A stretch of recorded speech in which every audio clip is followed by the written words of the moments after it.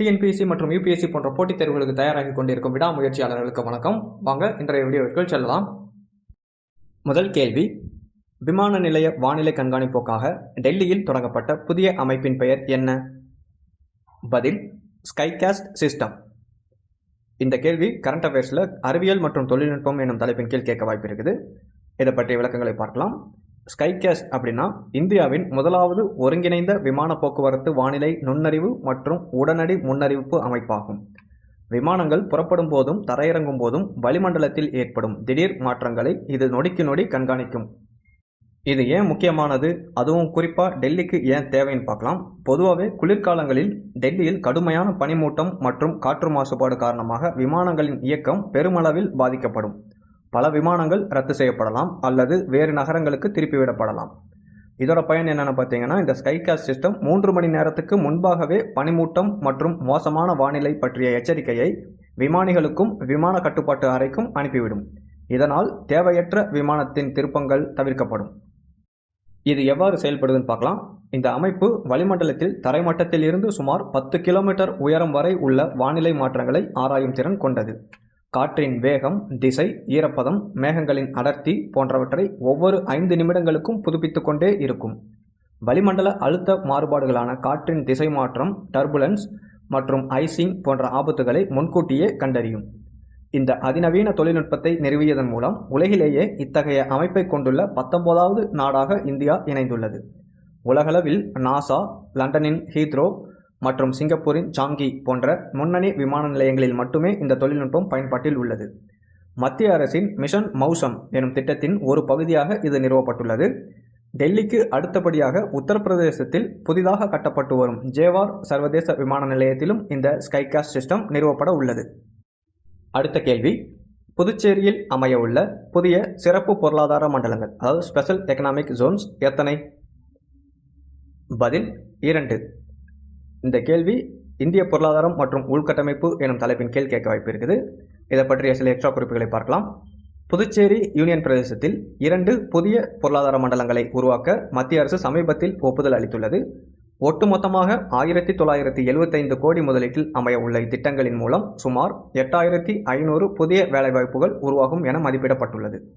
இத்திட்டத்தின் மிக முக்கியமான சிறப்பம்சம் என்னவென்றால், இந்திய பொருளாதார வரலாற்றிலேயே முதன்முறையாக ஒரு உள்ளாட்சி அமைப்பு அல்லது நகராட்சி நேரடியாக மேம்படுத்தி நடத்தவுள்ள முதலாவது ஸ்பெஷல் எக்கனாமிக் ஜோன் புதுச்சேரியின் தட்டாஞ்சாவடி கிராமத்தில் அமைய உள்ளது. சுமார் 725 கோடி ரூபாய் மதிப்பீட்டில் அமைய உள்ள இந்த தகவல் தொழில்நுட்ப பூங்காவை அங்கிருக்கும் உழவர்கரை நகராட்சி நேரடியாக மேம்படுத்துகிறது. நகராட்சிகளின் நிதி ஆதாரத்தை பெருக்கவும் உள்ளூர் அளவில் உயர் தொழில்நுட்ப வேலைவாய்ப்புகளை உருவாக்கவும் இது ஒரு முன்னோடி திட்டமாகும். இது தவிர கரசூர் கிராமத்தில் 1250 கோடி மதிப்பீட்டில் ஒரு பன்முக துறை மண்டலத்தை PIPDIC நிறுவனம் அமைக்க உள்ளது. இந்த கேள்வி ரிலேட்டடாக சில ஸ்டாட்டிக் ஜிகே கொஸ்டின்ஸை பார்க்கலாம். ஸ்பெஷல் எக்கனாமிக் ஜோன்ஸ் அப்படின்னா என்னென்னா, ஏற்றுமதியை ஊக்குவிக்கவும் வெளிநாட்டு முதலீடுகளை ஈர்க்கவும் வரிச்சலுகைகள் அளிக்கப்பட்ட பிரத்யேக தொழில் மண்டலங்கள் ஆகும். ஆசியாவிலேயே முதன்முறையாக 1965ஆம் ஆண்டு குஜராத்தின் கண்ட்லா பகுதியில் ஏற்றுமதி செயலாக்க மண்டலம் அமைக்கப்பட்டது. இதுவே பின்னர் ஸ்பெஷல் எக்கனாமிக் ஜோன்ஸ் திட்டங்களாக மாறின. இந்தியாவில் சிறப்பு பொருளாதார மண்டலங்களுக்கான சட்டம் 2005 மே மாதம் நாடாளுமன்றத்தில் இயற்றப்பட்டு 2006 பிப்ரவரி 10 முதல் நாடு முழுவதும் நடைமுறைக்கு வந்தது. அதிகப்படியான ஸ்பெஷல் எக்கனாமிக் ஜோன்ஸை கொண்ட மாநிலம் எதுன்னு பார்த்தீங்கன்னா தமிழ்நாடு ஆகும். இந்த ஒரு நிறுவனம் கரசூரில் இந்த தகவல் தொழில்நுட்ப பூங்காவை அமைக்க போகுதுன்னு சொல்லியிருந்தோம். அந்த நிறுவனத்தின் பேர் PIPDIC. அதோட ஃபுல் ஃபார்ம் என்ன பார்த்தீங்கன்னா, Pondicherry industrial promotion development and investment corporation என்பதாகும். இது புதுச்சேரியின் தொழில் வளர்ச்சியை மேம்படுத்தும் முதன்மை அரசு நிறுவனம் ஆகும். புதுச்சேரியை பற்றி ஒரு குறிப்பை பார்க்கலாம். புதுச்சேரி 1954இல் பிரெஞ்சு ஆதிக்கத்தில் இருந்து விடுபட்டு 14வது அரசியலமைப்பு திருத்த சட்டம் 1962 மூலம் அதிகாரப்பூர்வமாக இந்தியாவின் யூனியன் பிரதேசமாக இணைக்கப்பட்டது. அடுத்த கேள்வி, வட இந்தியாவின் புழுதி புயலை தடுக்கும் எந்த மலைத்தொடர் காடழிப்பால் அழியும் அபாயத்தில் உள்ளது? பதில், ஆரவல்லி மலைத்தொடர். இது ஜியோகிராஃபி அண்ட் என்விரான்மெண்ட் எனும் தலைப்பின் கீழ் கேட்க வாய்ப்பு இருக்குது. இதை பற்றி எக்ஸ்ட்ரா குறிப்புகளை பார்க்கலாம். டெல்லியிலையும் வட இந்தியாவிலையும் வருஷம் அடிக்கிற பயங்கரமான புழுதி புயலில் இருந்து அங்கே இருக்கிற கோடிக்கணக்கான மக்களை காப்பாற்றுற ஒரு இயற்கை அரண் தான் இந்த ஆரவல்லி மலைத்தொடர் ஆகும். தார் பாலைவனத்திலிருந்து வீசுகிற மணற்புயலையும் பாலைவன மாதலையும் தடுத்து நிறுத்துகிற ஒரு பெரிய விண்ட் பிரேக்கராக இந்த மலைத்தொடர் செயல்படுது. ஆனால் இப்போ கவலைக்குரிய விஷயம் என்னென்னா, சட்டவிரோத சுரங்கப் பணிகள் மற்றும் மரங்களை வெட்டுறதுனால இந்த மலைத்தொடர் வேகமாக அழிஞ்சிட்டு இருக்குது. இதனால் வட இந்தியா முழுக்க புழுதி புயல் அதிகமாகி சுற்றுச்சூழல் பெரிய ஆபத்தில் இருக்குன்னு சமீபத்திய ஆய்வுகள் எச்சரிக்குது. இந்த கேள்வியை ஒட்டி தேர்வுக்குழுவினர் சில ஸ்டாட்டிக் ஜிகே கேள்விகளை கேட்கவும் வாய்ப்பு இருக்குது. அதை பற்றி பார்க்கலாம்.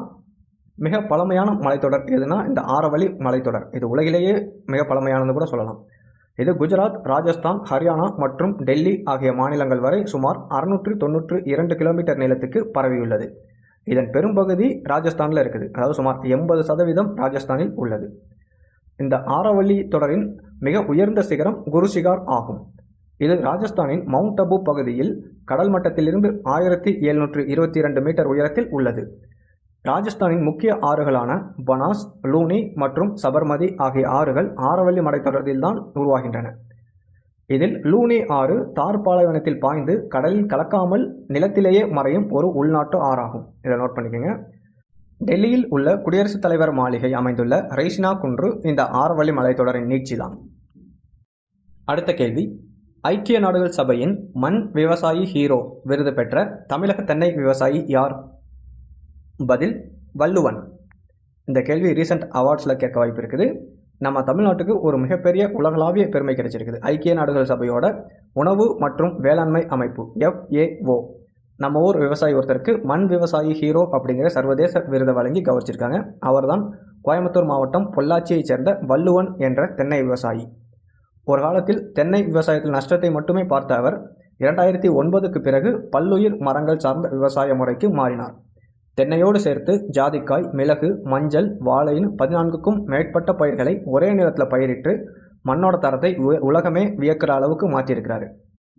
அது மட்டும் இல்லாமல் சொட்டு நீர் பாசனம் கூட இல்லாமல் மூடாக்கு மற்றும் மழைநீர் சேகரிப்பு மூலமாகவே மண்ணில் ஈரப்பதத்தை தக்க வச்சு தண்ணி தேவையையும் 10ல் 1 பங்காக குறைச்சிருக்கிறாரு. குளோபல் வார்மிங்க்கு இயற்கை விவசாயம் தான் தீர்வுன்னு நிரூபிச்சிருக்கிறாரு நம்ம பொள்ளாச்சியை சேர்ந்த வள்ளுவன் அவர்கள். இந்த கேள்வி ரிலேட்டடாக சில ஸ்டாட்டிக் ஜிகே கொஸ்டின்ஸை பார்க்கலாம். FAO அமைப்புன்னா ஃபுட் அண்ட் அக்ரிகல்ச்சர் ஆர்கனைசேஷன் ஆகும். இது ஐக்கிய நாடுகள் சபையின் ஒரு முக்கிய பிரிவாகும். இதன் தலைமையகம் ரோம் நகரில் உள்ளது. இத்தாலியில் அமைஞ்சிருக்க ரோம் நகரில் உள்ளது. இது தொடங்கப்பட்ட ஆண்டு 1945 அக்டோபர் 16 ஆகும். இந்த அமைப்பு தொடங்கப்பட்ட அந்த நாள் தான் உலக உணவு தினம், அதாவது அக்டோபர் 16 உலக உணவு தினமாக கொண்டாடப்படுகிறது. விவசாயி வள்ளுவன் அவர்கள் ஈஷா அறக்கட்டளையின் மண் காப்போம் காவேரி கூக்குரல் இயக்கத்தின் ஆலோசனைகளை பின்பற்றி தான் இந்த இயற்கை விவசாய சாதனை செய்துள்ளார் என்பதும் குறிப்பிடத்தக்கது. அடுத்த கேள்வி, ஏழை மக்களுக்கு மானிய விலையில் உணவு வழங்கும் அன்னபூர்ணா யோஜனா எந்த மாநில அரசு தொடங்கியுள்ள திட்டம்? பதில் வெஸ்ட் பெங்கால். இந்த கேள்வி வறுமை ஒழிப்பு மற்றும் அரசாங்கத்தின் நலத்திட்டங்கள் என்ற தலைப்பில் கேட்க வாய்ப்பு இருக்குது. ஏழை எளிய மக்களுக்கு உணவு பாதுகாப்பை உறுதி செய்வதற்காக அன்னபூர்ணா யோஜனா என்ற முன்னோடி திட்டத்தை மேற்கு வங்காள மாநில அரசு தீவிரமாக செயல்படுத்தி வருகிறது. இந்த திட்டத்தின் முதன்மையான நோக்கம் வறுமை கோட்டிற்கு கீழ் உள்ள மக்களுக்கு மிக குறைந்த மானிய விலையில் தரமான உணவுப் பொருட்களை வழங்குவதும் பெண்களின் பொருளாதார தற்சார்பை உயர்த்துவதும் ஆகும். இதன் மூலம் தகுதியுள்ள பெண்களுக்கு நேரடி பணப்பரிமாற்ற முறையின் கீழ் மாதாந்திர நிதியுதவியும் வழங்கப்படுகிறது. இதே மாதிரி ஸ்கீம் மத்திய அரசும் உருவாக்கியிருக்குது. அதாவது சேம் அன்னபூர்ணாங்கிற திட்டத்தை மத்திய அரசும் செயல்படுத்தி வருது. அது என்னன்னு பார்க்கலாம். மத்திய கிராமப்புற மேம்பாட்டு அமைச்சகத்தால் 2000வது ஆண்டு ஏப்ரல் 1ஆம் தேதி தொடங்கப்பட்டது. இதோட முக்கிய நோக்கம் தேசிய முதியோர் ஓய்வூதிய திட்டத்தின் கீழ் பயன்பெறாத ஆதரவற்ற 65 வயதுக்கு மேற்பட்ட முதியோர்களுக்கு மாதம் 10 கிலோ உணவு தானியங்களை முற்றிலும் இலவசமாக வழங்குவதாகும்.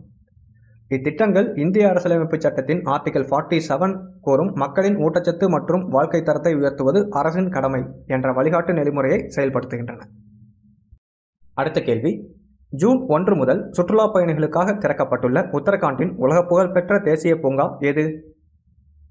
பதில் மலர் பள்ளத்தாக்கு. இது என்விரான்மெண்ட் மற்றும் பயோடைவர்சிட்டி எனும் தலைப்பின் கீழ் கர்நாடகாவில் கேட்க வாய்ப்பு இருக்குது. உத்தரகாண்ட் மாநிலத்தில் அமைந்துள்ள உலக புகழ்பெற்ற மலர் பள்ளத்தாக்கு தேசிய பூங்கா ஜூன் 1 முதல் சுற்றுலா பயணிகள் மற்றும் இயற்கை ஆர்வலர்களுக்காக அதிகாரப்பூர்வமாக திறக்கப்பட்டுள்ளது.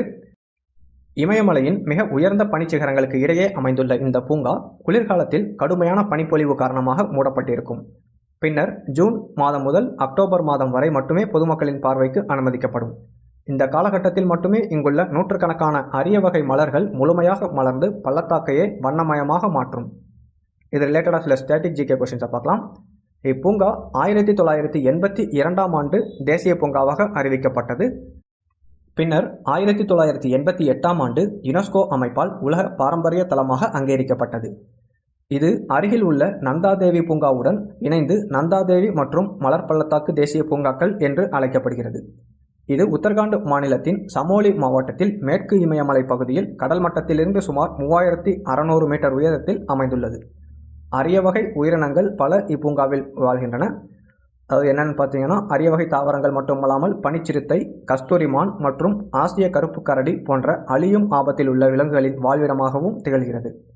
1931ஆம் ஆண்டு பிரிட்டிஷ் மலையேற்ற வீரரான பிராங்க் எஸ். ஸ்மித் என்பவரால் இந்த இடம் தற்செயலாக கண்டறியப்பட்டு உலகிற்கு அறிமுகப்படுத்தப்பட்டது. அடுத்த கேள்வி, ஸ்லோவேனியா நாட்டின் பிரதமராக 4வது முறையாக சமீபத்தில் பொறுப்பேற்றவர் யார்? பதில், ஜானேஸ் ஜான்சா. சர்வதேச அரசியல் நடப்பு நிகழ்வுகளில் உலக நாடுகளின் புதிய அதிபர்கள் மற்றும் பிரதமர்களின் நியமனங்கள் குறித்து தேர்வு வாரியங்கள் தொடர்ந்து வினாக்களை எழுப்பி வருகின்றன. அந்த வகையில் ஐரோப்பிய ஒன்றிய நாடான ஸ்லோவேனியாவின் புதிய பிரதமராக வலதுசாரி தலைவரான ஜானேஸ் ஜான்சா சமீபத்தில் பொறுப்பேற்றுள்ளார். இவர் ஸ்லோவேனியா நாட்டின் பிரதமராக பொறுப்பேற்பது இது 4வது முறையாகும். மார்ச் மாதம் நடைபெற்ற நாடாளுமன்ற தேர்தலில் எந்த ஒரு கட்சிக்கும் பெரும்பான்மை கிடைக்காத நிலையில் முந்தைய தாராளமய பிரதமரான ராபர்ட் கோலோப் புதிய கூட்டணியை அமைக்க தவறியதை தொடர்ந்து ஜானேஸ் ஜான்சா பல்வேறு கட்சிகளின் ஆதரவோடு மீண்டும் ஆட்சி கட்டிலில் அமைந்துள்ளார். ஐரோப்பிய அரசியலில் பெரும் செல்வாக்கு கொண்ட இவரின் மீள்வருகை உலக அளவிலும் ஐரோப்பிய ஒன்றியத்தின் வெளியுறவு கொள்கையிலும் பெரும் மாற்றங்களை ஏற்படுத்தும் என்பதால் இது ஒரு முக்கிய தேர்வு பகுதியாகும். ஸ்லோவேனியா நாடு பற்றி பார்க்கலாம். இது மத்திய ஐரோப்பியாவில் அமைந்துள்ள ஒரு சிறிய நாடாகும். இதன் எல்லையில் இத்தாலி, ஆஸ்திரியா, ஹங்கேரி மற்றும் குரோஷியா ஆகிய நாடுகள் அமைந்துள்ளன. இதோட தலைநகரம் லியூபிலியானா. நாணயம் யூரோ. ஸ்லோவேனியாவின் தற்போதைய பெண் அதிபர் நடாஷா பிர்க்-முசார் ஆவார். நாடாளுமன்ற ஆட்சி முறை என்பதால் அங்கு பிரதமருக்கே அதிக அதிகாரங்கள் உண்டு. நேயர்களே, இது போன்ற கரண்ட் அஃபேர்ஸை தினமும் தெரிந்து கொள்ள நமது சேனலை சப்ஸ்கிரைப் செய்து கொள்ளுங்கள். நன்றி, வணக்கம்.